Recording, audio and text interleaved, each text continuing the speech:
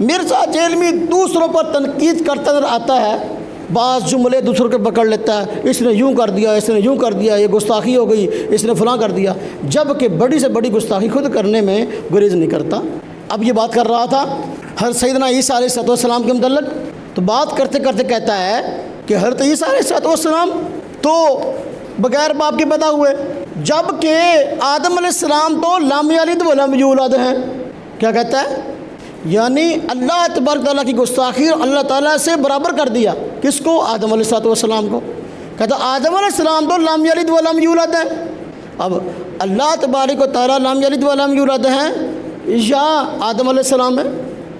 سورہ اخلاص کھول لیں، سورہ اخلاص میں اللہ تبارک و تعالیٰ نے خود اپنی صفات یہ بیان فرمائی، اپنا تعارف کروایا ہے، قل هو اللہ احد اللہ الصمد لم یلد ولم یولد۔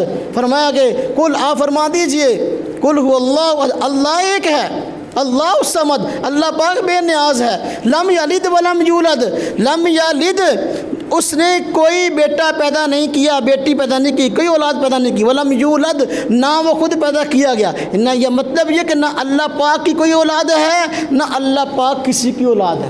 تو لم یلد ولم یولد یہ کس کی صفت ہوئی؟ اللہ تبارک تعالیٰ کی۔ یہ خاصہ کس کا ہوا؟ ذات باری تعالیٰ کا۔ جب کہ مرزا کہتا ہے کہ آدم علیہ السلام کی شان تو یہ ہے کہ لم یلد ولم یولد، کیا یہ اللہ تعالیٰ کی گستاخی نہیں ہے؟